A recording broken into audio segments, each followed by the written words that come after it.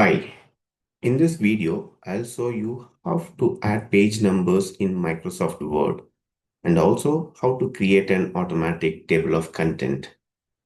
So in most documents, we don't add page numbers on the cover page or front page, even up to the table of content. So we usually add the page numbers starting from chapter 1 and onwards. So for that, first we need to divide the document into two sections. So one for the front page, and then the another one is for the main content. Let me show you how to do that. So I'll just take you to the table of content here. Let me keep the cursor here and add a page break. For that, I'll go to layout, go to breaks, and I'll click on next page. So page break got added. If you want to verify, you can just go and display all the page breaks, even the line breaks. Yes, it's added. Then the next thing is we need to add the page number. So for adding page number, now let's go and keep the cursor anywhere in the document. We need to do some modification. I'll go and say insert page number. So you can put the page number either on the header or the footer. So better to put it in the footer, and you can use the right side corner. So once adding, so what you need to do next is that, so this is the first page, right? So this should not be linked to the previous. So for that, so by just clicking on tree, you can uncheck this one. So now this page is not linked to the previous one. Okay, now still the numbers are starting from 3. We need to do some more modification. For that, again, I'll go to insert, go to page number and format page number here, and then the number should start from 1. Now, fine. So the number is going to start from 1, starting from chapter 1 and onwards. That's introduction. Here, I don't need this, so I'll remove, select and remove. So that will remove in all the pages, which includes front page and then the table of content.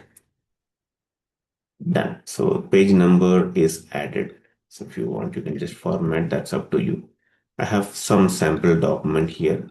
For this document, I'm going to add the automatic table of content here. So maybe just for simplicity, I'll just put it to the next page.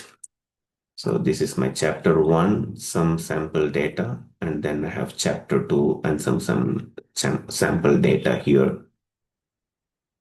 So here is the place I'm going to add the table of content.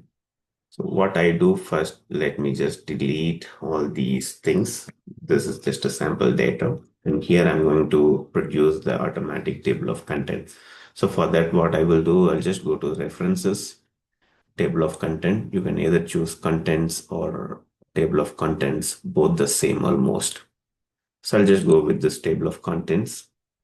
It's added, but still we need to add some more things. See, it's also adding front page. So what we do here is once the page numbers are added, the next step is to create this content automatically. And for this, okay, we need to make all the main headings in the document as headings 1, and then the subheadings as headings 2. See, these are the main headings, right? So I need to make this as heading 1 and the subheadings as heading 2. How can I do that? I'll go to home, select this main heading, and I put it as headings 1. And these are subheadings. So I'll just mark it as heading 2. And this also subheading, I'll mark it as heading 2. Again, formatting, you can do it on your speed. So you can even select this and say justify. That is what is expected from you. And if you want to leave a small line space, you can just leave it here. And then this is going to be also the main heading, that's heading 1. And these are subheadings. I can put it in heading 2. You can justify. Fine. So I have marked heading 1 and 2. So the main heading is heading 1, subheadings is heading 2.